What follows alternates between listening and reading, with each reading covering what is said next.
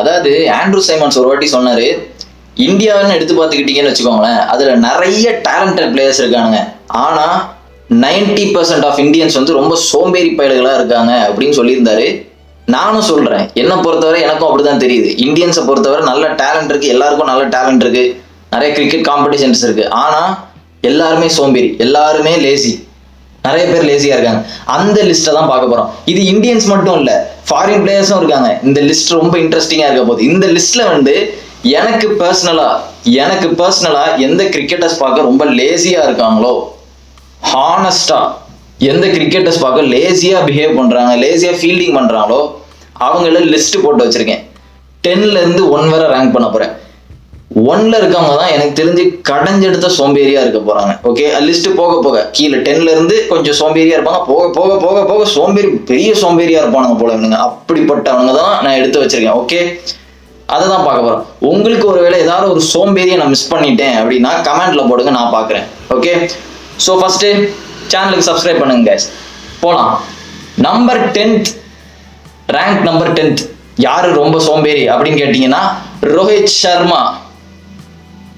எனக்கு ரோஹித் சர்மா பிடிக்கும், இருந்தாலும் உங்களுக்கு டென்ஷன் ஆகும். ரோஹித் சர்மா ஃபேனா இருந்தா டென்ஷன் ஆகும். ரோஹித் சர்மா எப்படி?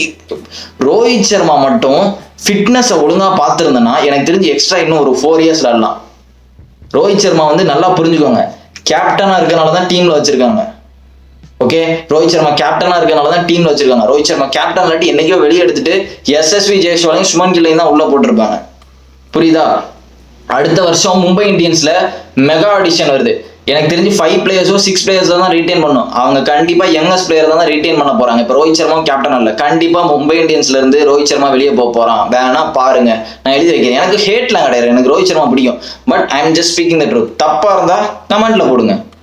நான் சொல்றது ஏதாவது தப்பு இருக்கா? ரோஹித் சர்மா பெஸ்ட், நல்ல பேட்ஸ்மேனா உண்டு, பட் பழைய ரோஹித் சர்மா இல்ல. எப்ப வேணாலும் ஒரு பேட்ஸ்மேன் 50 அடிக்கலாம், எப்ப வேணாலும் ஒரு 100 அடிக்கலாம், அதெல்லாம் ஈஸி பேட்ஸ்மேனை பொறுத்தவரை. ரோஹித் சர்மாக்கு அதெல்லாம் ஈஸி. பட் ரோஹித் சர்மா ஃபீல்டிங்னு பாத்தீங்கன்னா அநியாயத்துக்கு மோசமா இருக்கு, அநியாயத்துக்கு மோசமா இருக்கு. ஒரு அந்த பழைய ரோஹித் சர்மா இல்ல, விண்டேஜ் ரோஹித் சர்மானா ஃபீல்டிங் எப்படி பண்ணுவான்னு நமக்கு தெரியும். டைவ் அடிப்பான், அசால்ட் அப்படிலாம் பண்ணுவான், பவுண்டரி பக்கத்துலாம் நின்று பிடிப்பான். எனக்கு தெரிஞ்சு ரோஹித் சர்மா கடைசி நான் பவுண்டரி பக்கத்தில் பார்த்து பல வருஷம் ஆயிட்டு. ஏதோ மும்பைல இருந்து ஹர்திக் பாண்டியா அங்கே நிற்க வச்சு தான் பார்த்தேன். பட் இருந்தாலும் ரோஹித் சர்மா ஒரு நல்ல பிளேயர் தான், அவ்வளோ பெரிய சோம்பேறினா இல்லை. பட் நான் இதை தான் சொல்றேன், ஃபிட்னஸ் இன்னும் கொஞ்சம் நல்லா பார்த்துருந்தா ரோஹித் சர்மா இன்னும் ஒரு 4 வருஷம் கூட விளையாடலாம். அது இல்லாதனால எனக்கு தெரிஞ்சு இந்த T20 வேர்ல்ட் கப் தோத்துட்டாங்கன்னா டெஸ்ட் வேர்ல்ட் கப் வர ரோஹித் சர்மா வச்சுட்டு அதுக்கப்புறம் வெளியே தூக்குறதுக்கு நிறைய சான்சஸ் இருக்குது, பிகாஸ் ஆஃப் ஃபிட்னஸ். ஓகே, நிறைய பேர் எங்க இருக்காங்க, ரொம்ப ஃபிட்டா இருக்காங்க, ரோஹித் சர்மா இல்ல. அதனால ரோஹித் நான் 10th வச்சிருக்கேன். இதுவே அதிசயம். இதுக்கு மேல வருவானுங்கன்னா இன்னும் பயங்கரமா இருக்க போறானுங்க. சோ 9th யார் இருக்கா அப்படின்னா பிருத்திவி ஷா. அதாவது ஒன்ஸ் அப்பான டைம் வந்து இவர் தான் வந்து சச்சின் அப்படிலாம் சொல்லிட்டு இருக்காங்க. 15 இயர்ஸ் பையன்ட்டு நீ சச்சின் அப்படின்னு சொன்னா அவனுக்கு எப்படி இருக்கும்? அதுலேயே அவன் டிசிப்ளின் எல்லாத்தையும் தொலைச்சிட்டானா என்னன்னு தெரியல. பாவமா தான் இருக்கு பிருத்திவி ஷாவை தான். போட்டோ பார்த்து பயந்துடாதீங்க, அது பிருத்திவி ஷா தான், வேற யாரும் இல்லை. ஸோ பிருத்திவி ஷாவை பற்றி சொல்லிடுறேன். ஒரு டைம் வந்து பிருத்திவி ஷா வந்து ஒரு சரியான பிளேயர். என்னதான் ஆனாலும் இப்போ கூட டெல்லியில அவனை நம்பி ஓப்பனிங் இறக்கி விடுறாங்க. அந்த அளவு அவன் ஸ்வாகான பிளேயர். ஒஸ்ட் பேட்ஸ்மேனா கிடையவே கிடையாது. அவன் அடிக்கிற ஷாட்டை பாருங்களேன், பலாரன் இருக்கும், கிளீன் ஹிட்டிங்கா இருக்கும், சூப்பரா இருக்கும். ஆனா டிசிப்ளின் சுத்தமா கிடையாது, ஹைஜீன் கிடையாது. பாருங்க, பார்க்கும் போதே தெரியல ஆள் பார்க்க எப்படி இருக்கான்னு. பொட்டேட்டோ மாதிரி இருக்கான், இடியாப்பா மாதிரி இருக்கான். நான் சொல்றேன், இவன் மட்டும் ஃபிட்னஸை மட்டும் ஒழுங்கா பார்த்திருந்தா எனக்கு தெரிஞ்சு இன்னைக்கு இந்தியாவில் ஒரு அட்டாக்கிங் பேட்ஸ்மேன் வந்திருப்பாங்க.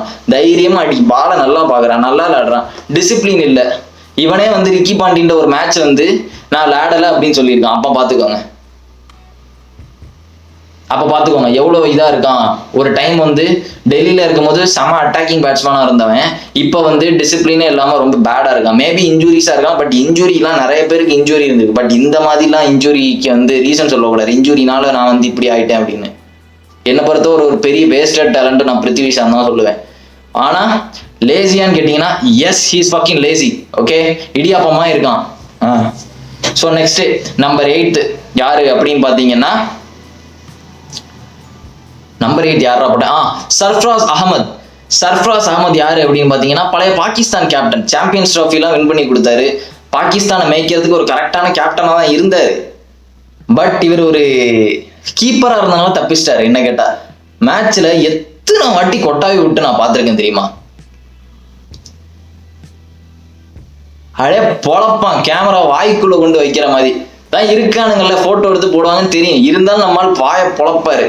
எத்தனை வாட்டி மேட்ச் அப்ப கொட்டாய் விட்டுருக்கான் தெரியுமா? எனக்கு தெரிஞ்சு சர்ஃப்ராஸ் அகமது மட்டும் கேப்டனா இல்லைன்னு வச்சுக்கோங்களேன், கீப்பிங்ல இருந்து வேற எவனாவது வச்சிருப்பாங்க. கீப்பிங்ல இருந்தனால தப்பிச்சிட்டான் சர்ஃப்ராஸ் அகமது. அதுவும் இல்லாம பாதி ஸ்டம்பிங் விடுறது நம்ம சர்ஃப்ராஸ் அகமது. சோம்பேறியான்னு கேட்டீங்கன்னா சரியான சோம்பேறி இல்லை. பேட்டிங் வரதுக்கு கூட நம்மளால சோம்பேறித்தனம் போடுவாரு. விட்டா பவுலர், இப்ப டோனி விட்டாரு தெரியுமா ஐபிஎல்ல, பவுலர் எல்லாரையும் விட்டுட்டு அவர் கடைசி வர தெரியுமா 2 ஓவர் வந்தா மட்டும்தான் நான் பேட்டிங் பிடிப்பேன், இல்லாட பிடிக்க மாட்டேன். அதே மாதிரிதான் சர்ஃப்ராஸ் அகமதும் பவுலர் கொண்டு அனுப்பிட்டு தான் இவரு வருவாரு. அவ்வளவு சோம்பேறி. டாக்டிக்ஸான்னு கேட்காதீங்க, இல்ல சோம்பேறித்தனம் வேற எது இல்லை. அதனால சர்ஃப்ராஸ் அகமதை நான் 8th வச்சிருக்கேன். நம்பர் 7th யாரு அப்படின்னு கேட்டீங்கன்னா அசாம் கான். இப்ப இருக்காரு அசாம் கான், பார்க்க எப்படி இருக்கான் பாருங்க. இவன் ட்ரை பண்றான், நான் அதனால 7th வச்சிருக்கேன். என்ன ப்ரோ இவர் 7th வச்சிருக்கீங்க, இவர் மேல எல்லாம் வரணும்? இல்ல, மேல இதோட பயங்கரமானவன்கள்லாம் இருக்கானுங்க. சோ சொல்றேன், அசாம் கான் நான் எதுக்கு டீம்ல வச்சிருக்காங்கன்னு எனக்கு தெரியல. கிரவுண்டையும் ஓட முடியல. நல்ல கீப்பரான்னு கேட்டீங்கன்னா சுத்தமா இல்ல. ஃபர்ஸ்ட்லாம் அவன் தான் கீப்பிங் நிற்பான். ரிஸ்வானுக்கு பதில் அவனை வச்சிருந்தாங்க, ஏன்னா வேற வழியே இல்லை, அவனை அதுலதான் போட்டாகணும். அதுலதான் அவன் ஏதாவது பண்ணி ஆகணும், ஈஸியா இருக்கும் அப்படின்னு பார்த்தா அதை சப்ப கேட்ச கூட விட்டுறான் அவன். இதுதான் டிசிப்ளின் இல்லாட்டி என்ன ஆகும்னு தெரியும் உங்களுக்கு. லேசி, சரியான லேசி. ஃபீல்ட்ல இருந்தா வாய்ப்பே இல்லை பிடிக்கிறதுக்கு. நீங்க இப்ப கோலி கவர் டிரைவ் அடிச்சா அவன் ஓடி போய் பிடிப்பான்னு நினைக்கிறீங்க. இப்ப ஒரு பால்ல லாஸ்ட் பால்ல ஒரு பால்ல 4 ரன் அடிக்கணும்னு இருக்கு அப்படின்னு அந்த பால் 4 போகுதுன்னு அவன் தடுப்பான்னு நினைக்கிறீங்க. இல்ல, இந்த மாதிரி பிளேயர்லாம் வைக்கவே கூடாது. என்ன கேட்டனா கொஞ்சமாவது ஃபிட்னஸ் இருக்கணும். எத்தனை மேட்ச் தான் அட்டாக்கிங் ஆடுவாங்க? ஒரு பிளேயர் இப்படி இருந்தனா பேட்டிங் தான் ஆடுவான், மற்ற எதுவுமே அவங்களால பண்ண முடியாது. இதே மாதிரி ஆப்கானிஸ்தான்ல ஒரு பிளேயர் இருப்பாரு, அவரை விட்டுட்டேன், இருந்தாலும் சொல்றேன். அவரும் இதே மாதிரி தான் கொஞ்சம் குண்டா இருப்பாரு, பேர் எனக்கு தெரியல. ஆனா அவரு கூட ஓரளவு ரொம்ப ஆக்டிவா தான் இருப்பாரு. இல்ல, என்ன பொறுத்தவரை ஒருத்தர் ஃபேட்டா இருந்தானா கிரிக்கெட்ல அது ஒரு பெரிய டிஸ்அட்வான்டேஜ் தான். சும்மா அதெல்லாம் சப்போர்ட் பண்ணிட்டு இருக்க கூடாது. ஃபேட்டா இருக்கு, அது ஒரு மேட்ரு இல்லை, it's okay to be fat, ஆடுறாருல அப்படின்ற அப்படிலாம் இல்லை. ஒல்லியா இருந்தா இன்னும் நல்லா விளையாடலாம், லூசுத்தனமா பேசக்கூடாது. குண்டா இருக்கு ஒன்றும் நல்லது இல்லை, சரியா? உடம்பு குறைங்க எல்லாரும். ஓகே, ஸோ நெக்ஸ்ட் நம்பர் 6 யாரு அப்படின்னா Chris Gayle. Hard Chris Gayle. அவர் எதுக்கு ப்ரோ சொல்றீங்க? Chris Gayle is fucking lazy. அவ்வளவுதான். கிறிஸ் கெயில் லேசியான பிளேயர் தான். ஏன் கிறிஸ் கெயில் லேசின்னு வச்சிருக்கேன்னா, கிறிஸ் கெயில் ஒரு பயங்கரமான பேட்ஸ்மேனா? எஸ், கிறிஸ் கெயில் பயங்கரமான பேட்ஸ்மேன் தான். எனக்கு கிறிஸ் கெயில் பிடிக்கும், எல்லாருக்குமே பிடிக்கும், யூனிவர்சல் பாஸ்ன்னு. But is he lazy.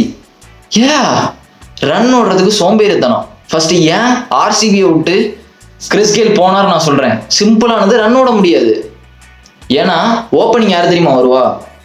Virat Kohli, Chris Gayle. Virat Kohli, Chris Gayle. 1 down AB de Villiers. AB டிவிலியர்ஸும் விராட் கோலியும் ரன் நிறைய ஓடுற ஆட்கள். லைட்டா அடிச்சு விட்டாலும் விராட் கோலி அதுல 2 ரன் பாத்திரலாமா அப்படின்னு இருப்பான். அந்த மாதிரி பேட்ஸ்மேன் இருக்கும் போது கிறிஸ் கெயில் ரன்னோட அடி செம கடுப்பா இருக்கும். அது மட்டும் இல்ல, நீங்க ஒரு சேஞ்ச் பார்த்துருப்பீங்க கண்டிப்பா. ஆர்சிபில இருந்து லேண்ட கிறிஸ் கெயிலுக்கும் பஞ்சாப்ல விளையாண்ட கிறிஸ் கெயிலுக்கும் நிறைய வித்தியாசம் இருக்கும். பஞ்சாப்ல விளையாடும் போது கிறிஸ் கெயில் கொஞ்சம் பொறுமையா ரன்லாம் நிறைய ஓடி பார்த்துருப்பீங்க. ஆர்சிபில இருக்கும் அப்படிலாம் கிடையாது. நின்று 6 அடிப்பான், இல்லையா 1 ரன் ஓடுவாரு. இதுதான் நடக்கும். இதுதான் ப்ராப்ளம். இது கண்டிப்பா விராட் கோலிக்கு பெரிய தலைவலி வந்திருக்கும். ஏன்னா ஒரு ஆள் அங்கிருந்து ஒருவேளை சில சமயம் கிறிஸ் கெயிலுக்கு படலன்னு வச்சுக்கோங்களேன், ரன்னும் ஓட மாட்டான் கிறிஸ் கெயில். அதனால விராட் கோலிக்கு பெரிய தலைவலி. விராட் கோலி எப்படி டச்ல வருவான், ஏபி டிவிலியர்ஸ் எப்படி டச்ல வருவான் அப்படின்னா பொறுமையா 2 ரன்னா அடிச்சு ரன்னை கூட்டிகிட்டே இருப்பாங்க. அந்த சைடு கிறிஸ் கெயிலுக்கு படலன்னு வச்சுக்கோங்களேன், பெரிய பிரச்சனை. அது மட்டும் இல்ல, கிறிஸ் கெயில் நல்ல ஸ்லிப் ஃபீல்டர். கிறிஸ் கெயில் ஒரு நல்ல ஸ்லிப் ஃபீல்டர். பட் பவுண்டரியில வர 4 எல்லாம் தடுக்க முடியுமான்னு கேட்டா சத்தியமா கிடையாது. பவுண்டரியில வர 4 தடுக்குமான்னு கேட்டா சான்ஸே இல்லை, ரொம்ப கம்மி. அதனால நான் கிறிஸ் கெயில இந்த லிஸ்ட்ல வச்சிருக்கேன். ஓகே, ஸோ கிறிஸ் கெயில 6th வச்சிருக்கேன். அதுக்கப்புறம் கைஸ் சேனலுக்கு சப்ஸ்கிரைப் பண்ணுங்க கைஸ். ஓகே, மறக்காம லைக் பண்ணிருங்க. ஓகே, ஸோ 6th எத்தனை முடிச்சிருக்கேன்? 6th முடிச்சிருக்கேன்னா நம்பர் 5 யார் அப்படின்னு கேட்டீங்கன்னா வீரேந்திர சேவாக். நம்மளால தான் சேவாக். சரியான சோம்பேறி தான், ஒத்துக்கிறேன். சேவாக ஸ்லிப்ல தவிர வேற எதுலையுமே வைக்க முடியாது. சேவாக ஸ்லிப்ல தவிர வேற எதுலையுமே வைக்க முடியாது. வேற எங்கேயாச்சும் நின்று பார்த்துருக்கீங்க? வேற எங்கேயாதுன்னா பக்கத்துல இருப்பாரு, ஐயோ இப்போ வாயில வர மாட்டேங்குது, கவர்ல நிற்பாரு. வேற எங்க நின்று பார்த்துருப்பீங்க? அதுல வந்தாதான் பிடிக்க முடியும். பவுண்டரியில இருந்தா சான்ஸே இல்லை. டோனி டென்ஷன் தான் ஆவாரு. இந்த ஃபிட்னஸ்ன்ற ஒரே ரீசனுக்காக தான் சேவாக வெளியெடுத்தாங்க. சேவாகன்னு இல்லை, டோனி பாதி பேர் எடுத்தது இந்த ஒரே ரீசன் தான். என்னதான் ரன் அடிச்சாலும் இவனுங்க பண்ற ஃபீல்டிங்காலேயே வந்து எக்ஸ்ட்ரா ஒரு 30 ரன் வந்துருது. அதுல ஹர்பஜன், சச்சின் டெண்டுல்கர், சேவாக் இவங்கெல்லாம் ரொம்ப ஸ்லோவான ஒரு ஃபீல்டர்ஸ். சேவாக் அதுல ரொம்ப மோசமானவர் இருப்பா, எப்பா ரொம்ப மோசமானவர். ஸோ சேவாக 5th வச்சிருக்கேன். நம்பர் 4 யாரு அப்படின்னு கேட்டீங்கன்னா யூசுப் பத்தான். யூசுப் பத்தானும் சரியான ஒரு சோம்பேறி பிளேயர் தான். அட்டாக் ஆடுவான், நின்று பெரிய சீட்டு சுத்தி அடிப்பான், பவுலிங் போடுவான், ஃபீல்டிங் பண்ண சொல்லுங்க விட்டுருவான், ஃபீல்டிங் சுத்தமா பண்ண மாட்டான். யூசுப் பத்தான் சரியான லேசி பிளேயர். எனக்குலாம் கடுப்பா இருக்கும் யூசுப் பத்தானை பார்க்க. ஒரு சப்ப 4 கூட பிடிக்க முடியல, அப்படி இருக்கும். கடுப்புல பேசுறேன்னு இல்ல, ஒரு கிரிக்கெட் ஃபேனா பேசிக்கிட்டு இருக்கேன். கமெண்ட்ல போடுவீங்க தெரியும், என்னடா எவ்வளவு தைரியம் இருந்தா பேச. இல்லடா புரிஞ்சுக்கோ. ஓகே, லேசி இவங்கெல்லாம் ஒருவேளை லேசி இல்லாம இருந்தேன்னா, கொஞ்சம் ஆக்டிவா இருந்தேன்னா நல்ல பிளேயரா இருந்திருக்கலாம். ஓகே, என்னோட இதை வச்சு நான் சொல்றேன். ஓகே, ஸோ நம்பர் 3 யார் அப்படின்னு கேட்டீங்கன்னா சுனில் நரேன். சுனில் நரேன் என்னைக்காச்சும் ஓடி பார்த்துருக்கீங்க? அப்பா, சுனில் நரேன் அதே மாதிரி தான், கிறிஸ் கெயில் மாதிரி தான், கிட்டத்தட்ட நின்று அடிக்கணும், ஓட முடியாது. ரொம்ப சோம்பேறித்தனம் பாரு. ஒரு பிஹேவியரே பாருங்க சுனில் நரேன். பவுலிங் ஸ்டைல் எனக்கு பிடிக்கும். பழைய சுனில் நரேன் பவுலிங் ஸ்டைல் பிடிக்கும். இப்படி சென்டர்ல வந்து இப்படி தூக்கி போடுறது அதெல்லாம் நல்லா இருக்கும். அதுக்கப்புறம் சுனில் நரேன் அதை கூட ஸ்டாப் பண்ணிட்டாரு. எப்பா இவ்வளோனா கை தூக்க முடியாதுப்பா, நான் பின்னாடி வச்சே வந்து போட்டுக்கிறேன், பவுலிங்கை மறைச்சிட்டு பாலை மறைச்சிட்டே போட்டுறேன் அப்படின்ற மாதிரி ஆயிட்டாரு. அந்த அளவுக்கு சுனில் நரேன் ஒரு சோம்பேறி ஆள் ஆயிட்டாரு. அதுவும் இல்லாம சப்ப கேட்ச் ஏதோ விடுவாருப்பா. கொல்கட்டா ஏதோ ஒரு டீம்னு தெரியல, இந்த வாட்டி சப்ப கேட்ச் விடுவாரு. நல்ல பிளேயர்னு கேட்டா சரியான player, mystery bowler. He's a fucking good player, he's a fucking legend, but he's lazy, he's fucking lazy man. Sunil Naren பார்த்தோன்னா அப்படியே ஒரு ஆத்லெட் ஃபீல் வருதா? சுனில் நரேன் இப்ப எங்க பக்கத்து வீடு ஏதோ டீ கடையில வந்து நின்றுட்டு இருந்தாரு, சத்தியமான கிரிக்கெட் பிளேயர்னு நம்ப மாட்டேன். அந்த மாதிரி இருக்காரு அவரு. முன்னாடி சுனில் நரேன் எப்படி இருப்பாருன்னா ஸ்பைக்ஸ் வச்சுட்டு ஒல்லியா ஒரு மாதிரி நல்லா இருப்பாரு. அதுக்கப்புறம் இங்க ஒரு டபுள் சின் விழுந்து இப்படி ஆயிட்டார் ஆளு, சொல்றேன். So he's lazy, that's it. So number 2 யாரு அப்படின்னா முனாஃப் பட்டேல். அப்பா, முனாஃப் பட்டேல் சரியான சோம்பேறி கைஸ். நல்ல பவுலர். ஆள் வந்து எப்படி தெரியுமா பவுலிங் போடுவாரு, பார்க்க மெக்ராத் மாதிரி தான் இருக்கும் பவுலிங் போடுறது. சரியான அண்டர் ரேட்டட் பவுலர். ஜம்பும் பண்ண மாட்டாரு. மெக்ராத் ஜம்ப் பண்ணதுக்கு நிறைய ரீசன் இருக்கு. மெக்ராத் ஒரு சரியான ஃபீல்டர், ஜம்ப் பண்ண மாட்டாரு, ஏன்னா அந்த ஸ்டைல் இருக்கு. அதே ஸ்டைல தான் இவர் போடுவார். இவர் ஏன் மெக்ராத் ஸ்டைல காப்பி பண்ணாரு அப்படின்னு எனக்கு இப்பதான் தெரியுது. ஜம்ப் பண்ண சோம்பேறித்தனம், அதனால மெக்ராத் மாதிரி நம்ம ஓடியே வந்து போட்டுடலாம் அப்படின்னு போடாரு. அது மட்டும் இல்ல, ஃபீல்டிங் அநியாயத்து கொடுவாரு. கொடுத்துட்டு ஒரு ரியாக்ஷன் கொடுப்பாரு பாருங்க, கொடுத்து விட்டுட்டு ஃபீல்டிங் ஒரு 4 போனோன்னு விட்டுட்டு அப்படியே எல்லாரையும் பார்ப்பாரு. இப்படி பால் ரொம்ப வேகமா போயிட்டு இல்ல பிடிச்சிருப்பீங்க நீங்க, கரெக்டா இல்ல நீங்க பிடிச்சிருப்பீங்க, பால் வேகமா போயிட்டு இல்லாட்டா நீங்க பிடிச்சிருப்பீங்க ஓடி போய். அதானே இந்த லேசினஸ்னாலதான் இவருக்கு வந்து இன்ஜூரியும் ஆச்சு. ஒரு கேட்ச் ஏதோ வந்துச்சு, ஒரு மாதிரி அந்த எப்படி முனாஃப் பட்டேல் ரிட்டையர் ஆனாருன்னு எல்லாருக்குமே தெரியும். கரெக்டா அந்த வீடியோ போய் பாருங்களேன், எப்படி போய் அந்த கேட்சை பிடிக்க போவாருன்னு. ஒரு மாதிரி லத்தாஜிக்கலா ஓடுவார், அப்படியே ஓடி கீழே ஓடுவாரு, முடிஞ்சிச்சு அதோட. Sad, one of the underrated cricket bowlers போயிட்டாரு. So I keep in 2. Number 1 யாரு அப்படின்னு பாத்தீங்கன்னா இவர் தான், பாகிஸ்தான் ஃபேமஸான பிளேயர் இன்சமாம் உல் ஹக். இந்த ஆள் மாதிரி நான் எவனையும் நான் பார்த்தது இல்லப்பா. யூடியூப் போங்க, இப்ப இந்த வீடியோ பார்த்து முடிச்சதுக்கு அப்புறம் யூடியூப்ல போயிட்டு இன்சமாம் உல் ஹக் ரன் அவுட்ஸ்ன்னு போடுங்க. ஒரு 50 ரன் அவுட் இருக்கும் சராசரியா. 50 ரன் அவுட். ஒண்ணு இந்த ஆள் ஓடி அவுட் ஆயிருக்கு, ஒண்ணு இந்த ஆள் ஓடி ரன் அவுட் ஆயிடுவாரு, இல்லையா அடுத்தவன ரன் அவுட் ஆக்கி விட்டுறாரு. அது சில்லியா ஓடுவாரு, பால் பக்கத்துல இருக்கும், ஓடிடுவான், அங்க போய் ஓடிடுவான், அப்படியே போய் படுத்துருவான் அங்கேயே மலர்ந்து.